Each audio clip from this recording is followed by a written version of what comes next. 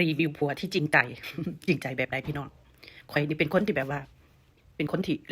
บ่แม่นคนสกมกนั่นนะแต่ก็บ่ได้เป็นคนที่สะอาดสุดอีหยังจังซี่เนาะจ้ะนั่นล่ะมื้อก่อนเด้อมื้อก่อนแต่ว่าก็ดีขึ้นแล้วเด้อดีขึ้นแล้วเด้ออีโพน่ะเอ่อเมื่อก่อนนี่เพิ่นแก้ผ้าเด้อกางเกงในเด้อขอดเป็นเลข8เลยเด้อพี่น้องขอดเป็นเลข8เวลาโยนใส่ตะกร้าเนี่ยถูกแน่บ่ถูกแน่เด้อพี่น้องกางเกงในก็สิขอดเป็นเลข8เด้อ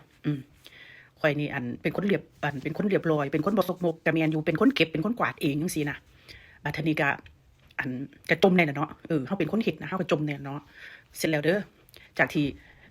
บอกแน่เฮ็ดแน่ลืมแน่นะเพิ่นน่ะนะเสร็จแล้วข่อยก็แบบว่าขี้คร้านเว้าแล้วเมื่อยแล้วเนาะข่อยก็เลยอยากแยกตะกร้าผ้าเลยพี่น้องแยกตะกร้าผ้าเลยตะกร้านี่เธอใส่คนเดียวรับผิดชอบคนเดียวของเธอผู้เดียว